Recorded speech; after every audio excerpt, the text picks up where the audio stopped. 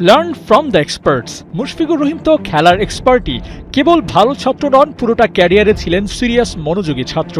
তবে অভিজ্ঞতা তাকে যেন এখন নিয়ে গেছে শিক্ষকের কাতারে।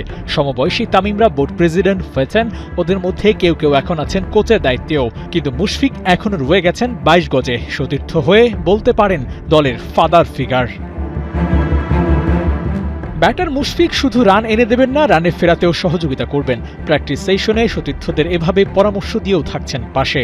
মুমিনুল হকের সাথে এই ছবিটা খেয়াল করলেই বুঝবেন, সৌরভদের জন্য মুশি কেবল একজন সতীর্থই না, মাঝে মধ্যে কোচের ভূমিকাটাও নিচ্ছেন।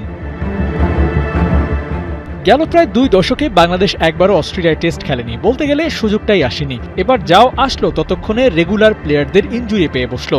মিডল অর্ডারে যে লিটন হাল ধরেন, তিনিই এখন রিকভারি সেশনে পড়ে আছেন। চিন্তাটা তাই বাড়ছে, সেই সাথে খানিকটা নিশ্চিন্তেও থাকা যাচ্ছে। লিটন সেকেন্ড টেস্টে ফিরলে ব্যাপারটা ব্যালেন্স করা যাবে। আর ততক্ষণে প্রথম ম্যাচটাতে বাড়তি দায়িত্ব নিতে মুশফিক তো আছেনই। এই ছবিটা দেখুন, অজি কন্ডিশনে ঠিক কেমন সুইং সামলাতে হবে সেই ব্যাপারটা নিয়েই হয়তো আলাপ হয়েছে কোচ ফিল সিমন্সের সাথে। যে কোনো ফরম্যাটে অজি কন্ডিশনে খেলার রেকর্ড আছে হাতে গোনা কয়েকজনের, তার মধ্যে নামটা মুশফিকুর রহিমের সবার আগে আসবে। 2015-2022 দুই বিশ্বকাপে দলের সাথে ছিলেন তিনি, সেই অভিজ্ঞতাটাও নিশ্চয়ই কাজে দেবে এবার। কারো রিকভারি সেশন, কারো হার্ডওয়ার্ক। বুধবার মিরপুরে ব্যস্ত সময় গেছে টাইগারদের। বিশেষ করে সৌম্য সরকারকে সময় নিয়ে সেন্টার উইকেটে ব্যাটিং করতে দেখা গেছে। হোয়াইট বলে নিয়মিত সৌম্য, সব ঠিক থাকলে খেলবেন রেড বলে।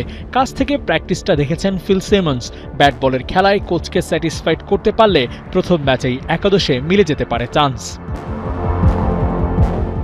একটা ভালো খবর দেয়া যাক, ইনজুর্ড শরীফুল বল হাতে নিয়েছেন। ফুল রিদমে না হলেও খালেদ মুশফিকদের সাথে বোলিংয়ে নিজেকে কিছুটা ঝালিয়ে নিয়েছেন। তবে সেটা খুব বেশি না হলেও মেডিকেল টিমের জন্য সিদ্ধান্ত নিতে যথেষ্ট হবে। ফুল রিদমের শরীফুলকে হয়তো সেকেন্ড টেস্টেই পাওয়া যাবে, তবে প্রথম ম্যাচে এই খর্বশক্তির দল নিয়ে লড়তে হবে শান্তদের, আর চ্যালেঞ্জটা সেখানেই।